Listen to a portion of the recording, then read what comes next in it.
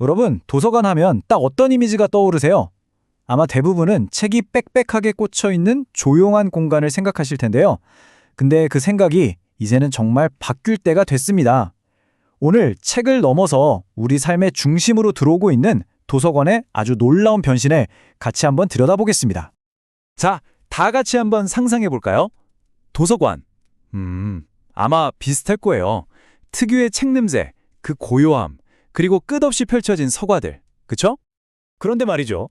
만약 우리가 지금 떠올린 그 이미지가 사실은 거대한 그림의 아주 작은 한 조각에 불과하다면 어떨까요? 오늘말 도서관이 들려주는 이야기는요, 우리가 생각하는 것보다 훨씬 더 역동적이고 흥미진진하거든요. 그렇다면 사람들의 생각, 실제로 얼마나 바뀌었을까요? 최근에 진행된 한 설문조사가 그 놀라운 진실을 숫자로 딱 보여주더라고요. 시민 105명에게 직접 물어봤습니다. 여러분에게 동네 도서관은 어떤 곳인가요? 이 평범해 보이는 질문에 대한 대답들이 바로 도서관의 새로운 정체성을 말해주고 있었습니다. 와, 근데 결과가 정말 의외였어요. 가장 많은 사람들이 답한 게 우리가 흔히 생각하는 책 빌리는 곳이 아니었거든요. 과반수가 넘는 사람들이 도서관을 완전히 다른 시선으로 보고 있었습니다. 이야기를 좀 쉽게 풀어가기 위해서 가장 적은 비율부터 한번 살펴볼게요. 전체 응답자의 10.5%는 도서관을 점점 잊혀가는 공간이라고 생각했어요. 왜 그렇게 생각했을까요? 이분들의 대답을 들어보면 디지털 시대의 변화가 그대로 느껴집니다. 클릭 한 번이면 집으로 책이 배달되는 온라인 서점, 또 분위기 좋은 북카페 같은 곳들이 많이 생겼잖아요. 그러다 보니 자연스럽게 도서관이랑은 좀 멀어지게 됐다는 거죠.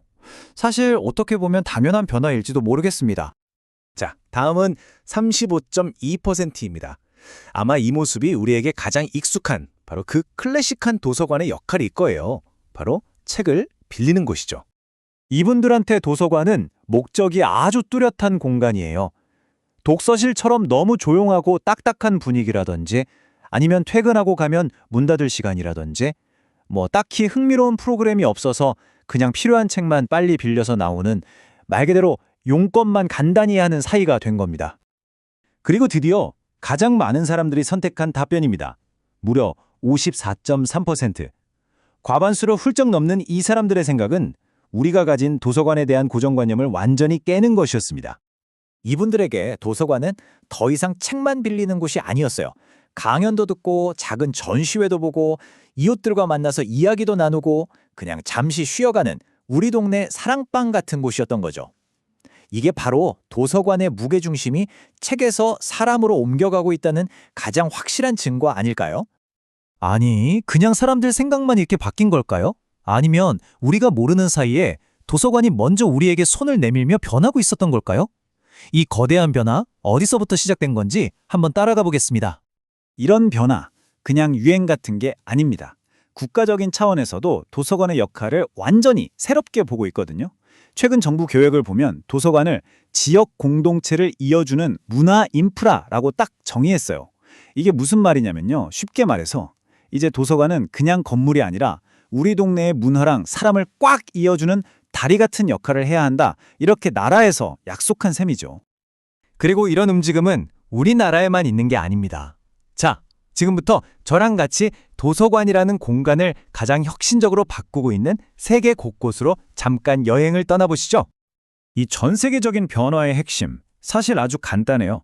과거의 도서관이 얼마나 많은 책을 가졌나, 즉 소장품에 집중했다면 새로운 도서관은 사람과 사람 사이의 관계를 만드는 데 집중합니다.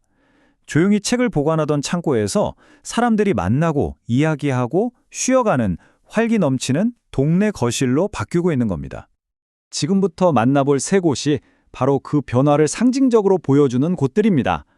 도서관의 벽을 어문 한국의 광장, 상식의 틀을 깨부순 일본의 라이프 스타일, 그리고 도시의 심장이 된 덴마크의 축복까지.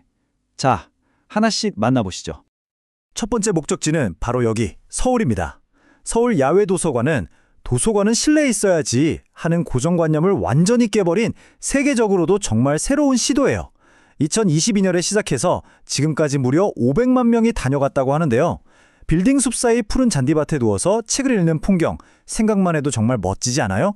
도심 한복판이 거대한 책방이자 시민들의 일상적인 무대가 된 셈입니다. 다음은 일본의 작은 도시 다케오로 가보겠습니다. 여기 시립도서관은 놀랍게도 서점을 운영하는 민간 기업이 맡고 있어요. 도서관 안에 스타벅스가 들어와 있고 1년 365일 밤 9시까지 문을 엽니다. 그 결과요? 거의 기적에 가까웠습니다. 인구 5만 명의 작은 도시에 1년에 100만 명이 찾아오게 된 거예요. 책을 빌리는 것을 넘어서 사람이 모이고 도시 전체의 활기를 불어넣는 심장 같은 역할을 하게 된 거죠. 마지막 여행지는 덴마크의 도켄이라는 곳입니다. 이곳은 도서관이면서 아이들의 놀이터고 또 시민들의 광장이기도 해요. 근데 진짜 특별한 건 따로 있습니다. 바로 이 도시에서 아기가 한 명 태어날 때마다 건물 전체에 아름다운 축하의 종이 울린다는 사실이에요. 한 생명의 탄생을 온 도시가 함께 축복하는 거죠. 책을 넘어서 한 사람의 인생, 그리고 공동체의 가장 소중한 순간을 함께 나누는 곳. 정말 도시의 심장이라는 표현이 딱 어울리는 곳입니다. 와, 세계의 멋진 사례들을 보니까 좀 부럽기도 하고, 아, 우리 동네에도 저런 곳이 있었으면 하는 생각도 드시죠? 하지만 이런 놀라운 혁신이 더 이상 먼 나라 얘기가 아닙니다. 이제 시선을 바로 우리 곁, 우리 동네로 한번 돌려볼 시간이에요. 이미 대한민국 전국 곳곳에서 저마다의 개성과 스토리를 가진 특별한 도서관들이 지역 주민들의 일상에 새로운 즐거움을 불어넣고 있거든요. 예를 좀 들어볼까요? 의정부에는 미술 작가의 작업실에 놀러 간 것 같은 미술 도서관이 있고요. 파주에는 최고의 음향시설로 클래식을 들을 수 있는 음악 도서관이 있습니다. 또 천안에는 아이들이 놀면서 영화를 배우는 도서관이 있고, 심지어 경주에는 옛날 박물관 창고를 바꿔서 편안하게 누워서 책을 볼 수 있는 곳도 생겼대요. 정말 다채롭죠?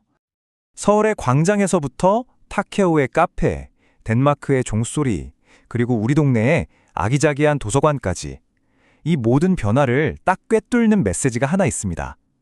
결국 좋은 도서관이란 얼마나 많은 책을 가졌느냐가 아니라 그 안을 채우는 사람들의 온기와 그곳에서 쌓이는 이야기의 밀도로 완성된다는 사실입니다. 어쩌면 바로 지금 여러분의 동네 도서관도 완전히 새로운 이야기를 써내려가고 있을지 모릅니다. 이번 주말 잠시 시간을 내서 그 새로운 이야기의 첫 페이지를 직접 한번 넘겨보시는 건 어떨까요? 아마 상상하지도 못했던 정말 멋진 이야기가 여러분을 기다리고 있을 겁니다.